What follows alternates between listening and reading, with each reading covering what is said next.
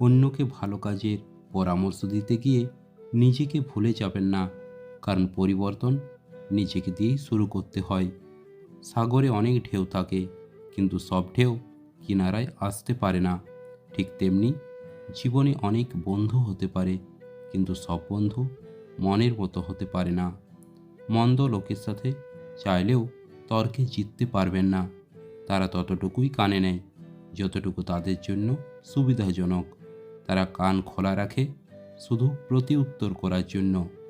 পরিষ্কার একটি হৃদয়ের জন্য সংগ্রাম করুন এবং তাদের ভেতরের ভালোটা দেখুন। স্বচ্ছ হৃদয় হচ্ছে অন্যকে ক্ষমা করতে পারা হৃদয়। তাই অন্যকে ক্ষমা করুন এবং কারো ক্ষতি করার ইচ্ছা পরিহার করুন।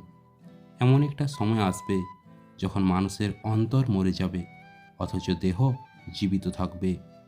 আমাদের জীবনে করা বড় ভুল কখনো কখনো আমাদেরকে পরিবর্তন করে দেয় সবচেয়ে ভালো মানুষে।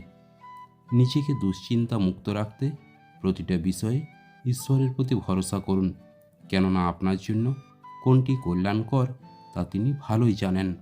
তাই সব কিছু ঈশ্বরের উপর ছেড়ে দিন।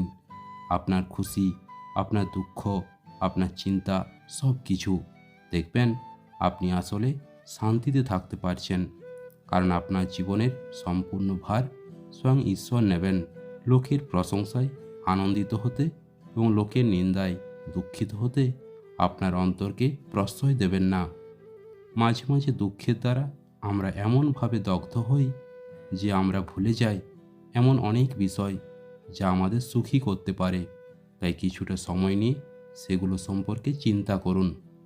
একাকিত্ব সবসময় একটু বিরক্তিকর মনে হয়, তবে যে তার ঈশ্বরের আনুগত্য করে সে কখনো একাকিত্ব অনুভব করে না।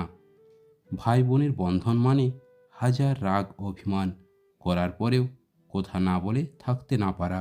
সফল লোকেদের ঠোঁটে যে জিনিস দুটি সবসময় থাকে তা হলো হাসি এবং নীরবতা, কারণ এক টুকরো হাসি অনেক সমস্যার সমাধান করে দেয়, আর এক টুকরো নীরবতা অনেক সমস্যা থেকে বাঁচিয়ে দেয়।